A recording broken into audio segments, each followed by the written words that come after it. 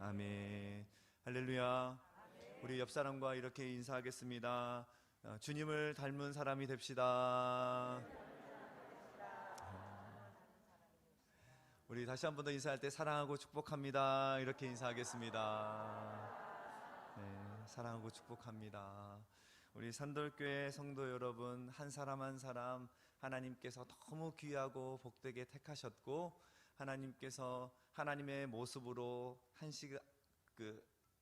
하루하루 빚어 가시기 위해서 우리를 이곳에 모이게 하여 주신 줄 믿습니다.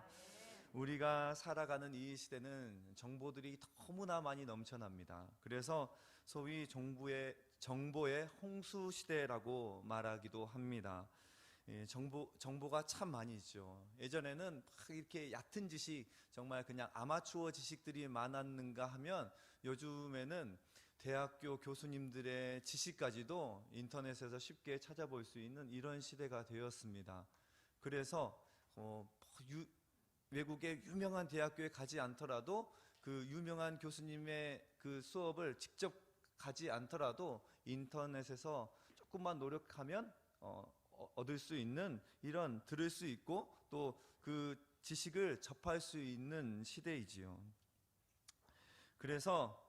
그런데 지식과 정보가 감당할 수 없을 만큼 이 시대 가운데 넘쳐나고, 정말 이 시간에도 지금 유튜브에서는 새로운 정보가 업데이트되고 업로드되고 막 이렇게 되고 있는데, 그런 많은 정보들이 넘쳐나고 있지만 그 많은 지식을 가지고 정말 지혜롭게 살고 그 지식을 가지고 정말 소망과 기쁨이 넘치게 사는 사람을 찾아볼 수 없는 이 삭막한 시대를 우리는 살아가고 있습니다. 그렇다면 이 넘쳐나는 지식의 홍수 시대에 우리가 참된 지혜자로 살아가려면, 정말 그것을 가지고 정말 소망과 진정한 기쁨의 삶을 살아가려면 우리는 어떻게 해야 할까요? 오늘 성경 잠언 9장 10절에 보면 이렇게 말씀하고 있습니다. 여호와를 경외하는 것이 지혜의 근본이요 거룩한 자를 아는 것이 명철이니라 라고 말씀하고 있습니다. 왜 하나님을 경외하는 것이 지혜라고 성경은 말하고 있을까요? 너희들 많은 지식을, 공부를 열심히 하고 어떤 학위를 따야 너희가 지혜자가 되고 또 세상을 잘 살 수 있다라고 말하지 않고, 성경은 왜 하나님을 경외하는 것이 지혜의 근본이라고 말씀하고 있는 것일까요? 하나님은 인간의 모든 것을 초월하시는 분이시기 때문입니다. 이 세상에 있는 모든 지혜는 인간이 만들어낸 것입니다. 인간이 살아가면서 이것은 이렇더라, 저것은 저렇더라, 이럴 때는 이렇게 해야 된다더라 라면서 인간이 경험한 바탕에서 이루어진 지식입니다. 그런 학습입니다. 그렇지만 인간의 모든 것이 그치는 그곳에서 하나님은 역사하시고 인간의 한계를 뛰어넘을 때, 그때 하나님의 역사가 시작되는 것입니다. 그래서 철학자들도 인간의 이성이 끝나는 곳에서 하나님을 믿는 신앙이 시작된다라고 말하곤 합니다. 그러므로 하나님을 의지하고 경외하며 그 뜻을 따르려는 사람은 세상에서 가장 어리석은 자가 아니라 하나님을 믿고 따르는 하나님을 경외하는 자가 세상에서 가장 지혜로운 사람인 것입니다.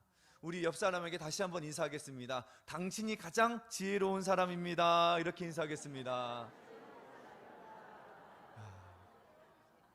그렇습니다. 이곳에 앉아있는 우리 산돌교회 모든 성도님들이 이 세상에서 가장 지혜로운 사람이요 또 하나님께서 가장 기뻐하시는 복된 사람인 줄 믿습니다. 그렇습니다. 우리가 신앙생활 하는 것은 세상에서 가장 지혜로운 삶을 사는 것입니다. 세상 사람들은 우리를 지칭해서 정말 어리석은 사람들, 시간 낭비한다라고 손가락질 하지만 하나님께서는 우리에게 가장 지혜로운 자, 가장 복된 자라고 우리에게 칭찬해 주십니다. 우리는 세상에서 가장 지혜로운 사람들입니다. 왜 그러냐면 내 힘, 내 지식, 내 능력을 의지하지 않고 전능하신 하나님을 의지하는 사람들이기 때문입니다. 여기서 의지한다는 말은 바라본다라는 말이에요. 그리스도인들의 신앙생활은 예수님을 의지함, 즉 바라보는 것입니다. 그래서 히브리서 기자는 12장 2절 말씀에 이렇게 고백합니다. 12장 2절 상반절에 믿음의 주요 또 온전케 하시는 이인 예수를 바라보자 라고 말씀하고 있어요. 그리스도인의 신앙생활은 예수님을 바라보는 삶, 즉 예수님을 닮아가는 삶입니다. 우리 한 사람 한 사람이, 여기에 앉아 계시는 한 사람 한 분 한 분이 전능하신 주님을 바라보고 주님을 사모하는 마음으로 나아갈 때 우리는 결국 주님을 닮아가게 되어 있다라는 것입니다. 사랑하면 닮아갑니다. 그렇죠? 우리 산돌교회 성도님들 모두가 다 주님을 사랑함으로 닮아가는 은혜가 있길 소망합니다. 사랑하면 닮아가요. 제가 이렇게 신방을 하고 교회에서 여러 사람들을 만나다 보면 이 결혼한 분들을 그 신방하고 막 사진 같은 거 보잖아요. 그러면 결혼한 사람들 보면 어쩜 그렇게 기가 막히게 닮았는지 모릅니다. 그렇지 않습니까? 그런 생각 들지 않으십니까? 처음부터 닮은 사람끼리 만나서 결혼한 것일까요? 아니에요. 그렇다면 내가 저 사람 닮고 싶다고, 나는 저 사람 닮고 싶어, 나는 저 사람 닮고 싶어 해서 그냥 한순간에 딱 바뀌어 버리는 것일까요? 그렇지 않습니다. 닮아지는 것은 하루아침에 닮아지지 않습니다. 신앙생활도 마찬가지입니다. 우리의 연약한 모습이 주님처럼 완전해지는 것, 또 죄악된 나의 마음이 주님의 마음처럼 거룩해지는 것은 연습이 필요합니다. 연습이라는 말은 영어로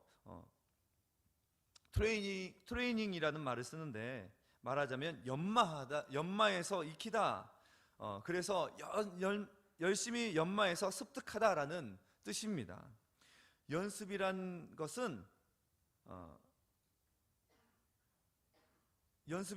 우리가 무슨 일을 반복해서 몸에 익히는 것이에요. 요즘 월드컵으로 전 세계가 뜨겁지 않습니까? 우리 남성분들이나 또 우리 남학생들은 요즘에 많이 피곤해하는 것 같아요.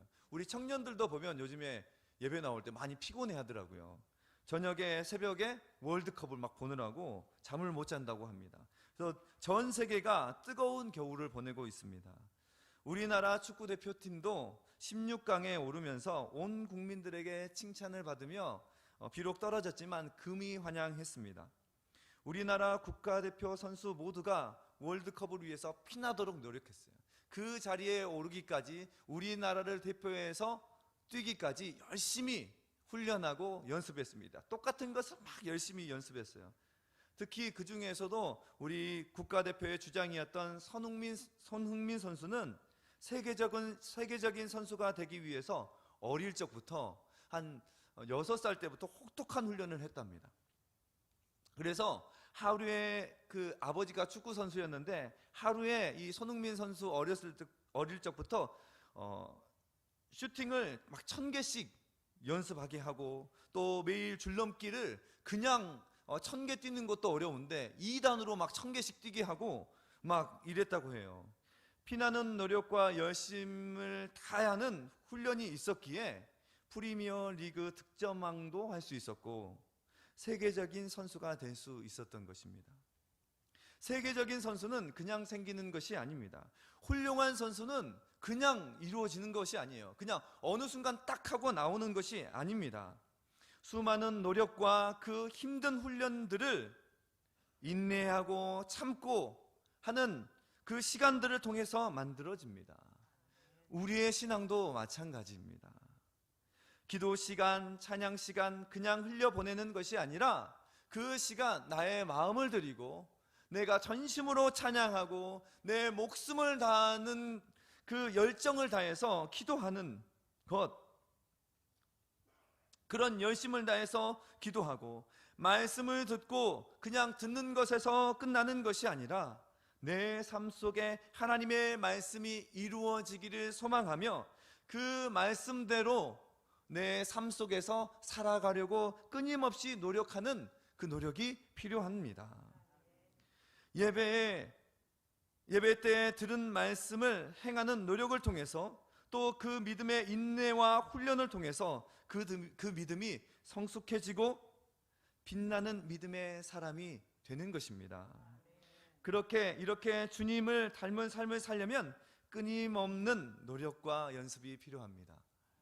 이렇게 오늘 이 시간 하나님 앞에 나와서 예배하는 것도 말하자면 경건에 이르는 연습의 일부분입니다. 우리는 그냥 지나가는 시간 같지만 이 시간들이 쌓여서 더욱더 빛나게 되는 것이죠. 제가 처음 왔을 때보다 우리 산들교회 성도님들이 예배드리고 시간이 지나면 지날수록 얼굴이 빛나는 것을 느낄 수 있습니다. 우리 찬양대 서면 더 빛나는 것 같더라고요. 그리고 오늘 여기 우리 앞에 있는 이 꿈샘 스쿨, 드림스쿨, 두나미스 스쿨 12주 동안 우리 교회 학교 또 청년부 다음 세대 자녀들이 열심히 훈련했습니다. 이것도 훈련입니다. 기도 훈련도 하고 말씀을 듣는 훈련도 하고 또 숙제로 내준 큐티도 하고 또 그 성경을 쓰는 필사 훈련도 하고 여러 가지 훈련, 이 모든 것이 주님의 모습을 닮아가기 위한 훈련인 것입니다. 지금 우리의 모습 속에 예수님의 모습이 많이 비춰지지 않는 것처럼 보일지 모르지만 끊임없는 훈련과 노력과 인내를 통해서 우리는 끝내는 예수님을 닮은 아름다운 믿음의 소유자가 될 줄 믿습니다. 우리는 살아가면서 끊임없이 예수님을 바라보는 연습을 해야 돼요. 늘 예수님을 생각하며 믿음의 삶을 살아야 합니다. 어떠한 상황에서도 고난과 역경의 순간에서도 우리는 예수님을 생각해야 합니다. 예수님이라면 어떻게 하셨을까? 이 고난의 시기 때 예수님은 어떻게 이겨내셨을까? 생각하는 것이 사람에게 있어서 얼마나 중요한지 모릅니다.